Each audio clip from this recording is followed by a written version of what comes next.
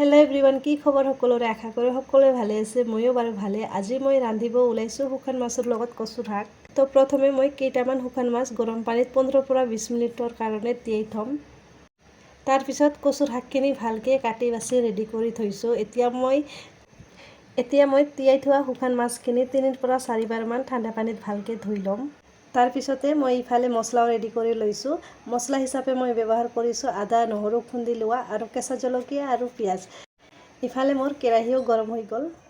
এতিয়া মই ইয়াতে তেল ঢালি দিম আৰু শুকান মাছখিনি হালধি আৰু নিমখৰ সৈতে অকণমান ভাজি ল'ম। এতিয়া মই সেই একেখিনি তেলতে পিঁয়াজ আৰু জলকীয়াখিনি অকণমান ৰঙচুৱা হোৱালৈকে ভাজি ল'ম। তাৰপিছতে খুন্দি থোৱা আদা নহৰুখিনি দি কিনে অকণমান সময় এইখিনিও মই ভাজি ল'ম।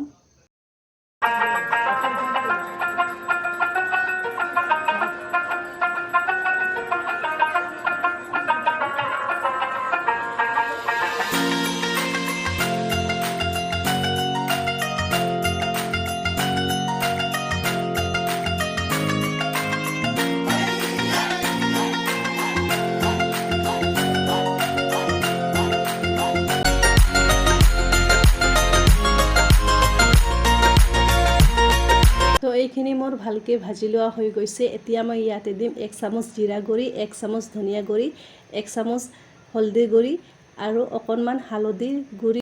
এতিয়া মই এইখিনি মছলা ভালকৈ ভাজি ল'ম।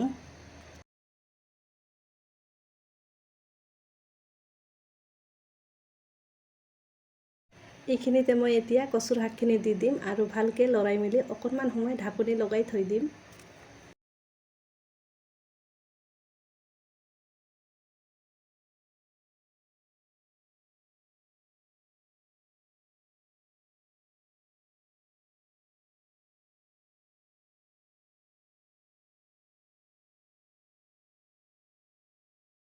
তো 3 পৰা 4 মিনিট মই ঢাকনি লগাই থৈ দিছিলোঁ আৰু এতিয়া মই ঢাকনি আঁতৰাই ইয়াতে সোৱাদ অনুসৰি নিমখ দি দিম আৰু লগতে অকণমান গৰম পানী দিম আৰু এইখিনি লৰাই মেলি অকণমান সময়ৰ কাৰণে ঢাকনি মাৰি থৈ দিম।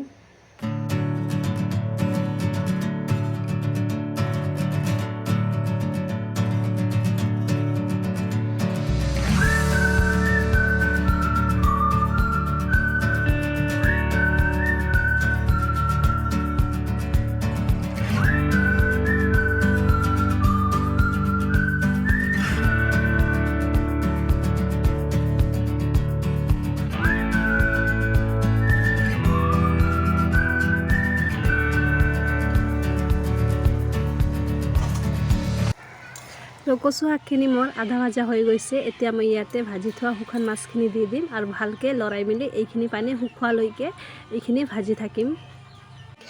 আৰু এয়া মোৰ কচুৰ সৈতে শুকনা মাছৰ তৰকাৰী ৰেডি হৈ গৈছে। এইখিনি ৰেচিপি কেনে লাগিছে আপোনালোকক চাই নিশ্চয় কমেণ্ট কৰি জনাব। তো আজিলৈ আহিছোঁ, বাই বাই।